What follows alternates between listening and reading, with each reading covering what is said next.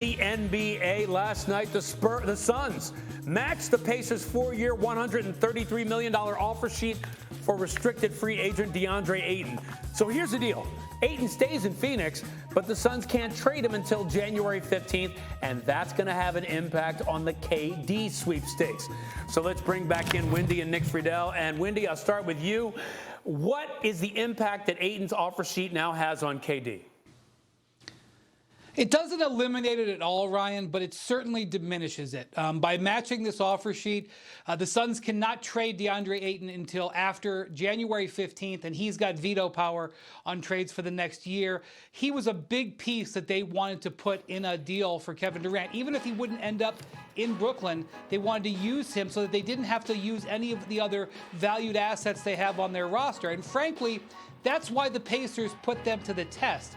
They signed this offer sheet because they thought maybe they wouldn't want to close down Durant avenues, and they matched it within minutes. And I think what that tells you is right now, not only are the Suns nowhere near any traction on a deal with the Nets for Durant, but they're not even sure any traction is going to come. So they had to take care of their center from their 64-win team and live to fight another day on the Durant front. Wow, so a big development on the KD front. Nick, I wonder if this affects KD's desire to be a Sun.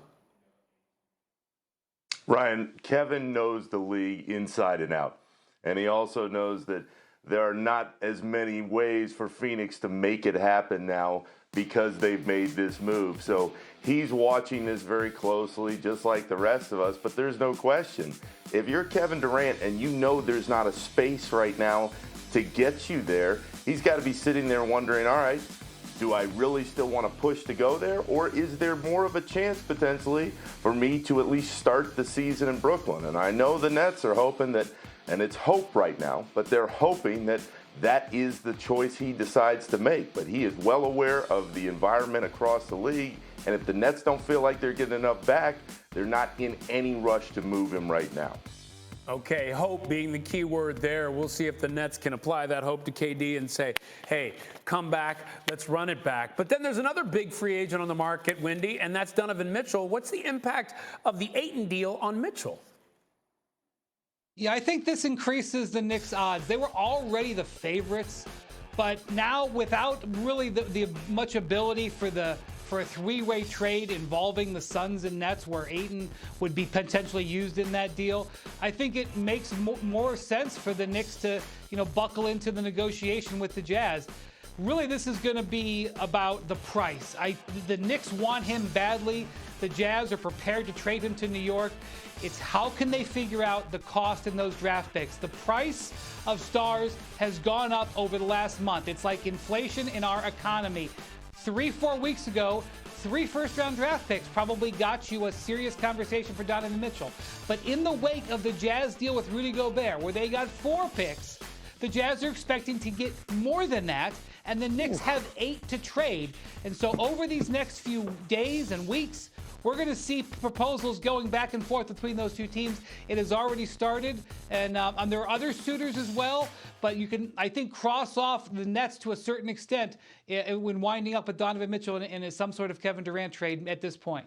I'm smiling because my mind is blown over the prospect of going over 4 picks, the Knicks having 8. Nick, we're talking, what, 5, 6 first-rounders? Can you imagine, is this going to be a good deal if the Knicks pull that trigger?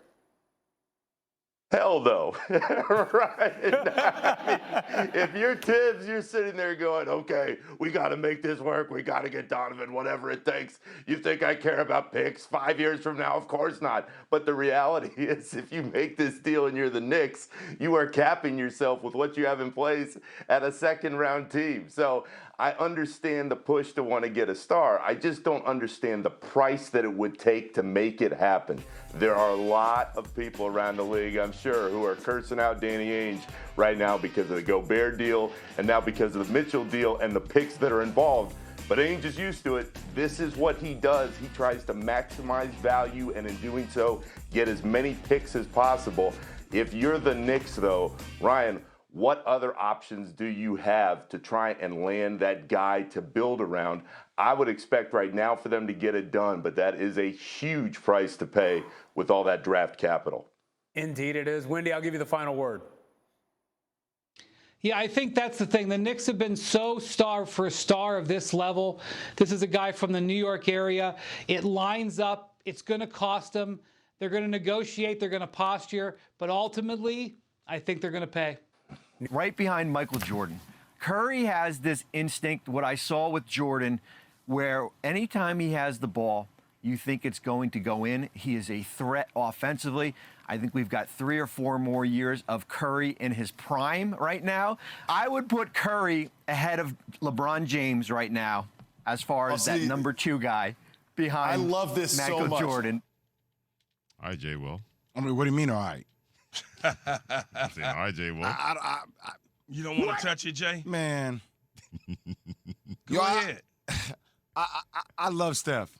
I think Steph is one of the most unique players the game of basketball has ever seen, ever. But to me, LeBron James is just, he's different. He's in a different individual category. We can get into all the metrics, right? Like he's the leader in points by 17,000 points over Steph, assists by 5,000 assists, rebounds by 7,000. He has 10,000. Steph has 3 blocks, steals, all of it. I mean, the only thing he doesn't lead statistically by a wide margin is number of threes that are made. But I've seen LeBron James drag teams to the NBA Finals that had no business at all being in the NBA Finals. So, I mean, we got into this debate the other day, Freddie, when Alan Yates was like, yo, would you rather be 6-0 in the finals or would you rather be 6-6 or whatever that record is for LeBron James? Yeah. And it was like one of those things like, I'd rather have gone there 13, 14 times. I've dominated the league for this extended period of time. So for me, I love Stephen Curry, but I'm not going to forecast that he's going to be the second greatest player ever to play this game of basketball. I'm not going to do that right now. I'm not going to do that. LeBron James or Cap, there are a lot of other guys that are put above Steph in that conversation. You know what's so interesting about this, Freddie and Jay, is I wish I knew how to forecast something at Caesars or wherever we bet at and place money down, but I have my own board where I can forecast what would happen. And I think, Jay, you will remember this along with Yates and maybe Pat Costello if he wasn't working in TV at the time. When Steph Curry won his championship, what was the first thing I said, Jay? You said people. You remember? You said people are going to start talking about him as one of the greatest. Didn't you say that? Like the greatest? No, I said what's going to happen is people are going to start to put him in front of LeBron James and have that conversation about the LeBron James, if Steph Curry, and if Steph Curry happens to win another one, imagine what that's going to do in terms of LeBron James. I don't personally think that Steph can catch LeBron because LeBron is so far out there already. He's so far in front of him that it would probably take him to win a couple more championships to really have a serious conversation. And I know Bobby Marks was a former general manager in this league and knows personnel people and all those sort of things.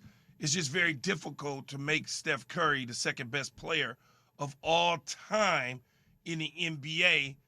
And I know he changed the game, but so did Magic Johnson. He changed the game. And so, you know, you start to look at it a little bit different. He's not there. Does he slide into the top 10? Yes, it's no question about it. Where does that place him, right? The top 3 guys clearly are the Cap, LeBron James, and Michael Jordan. And then from there, you can argue whoever you want to argue.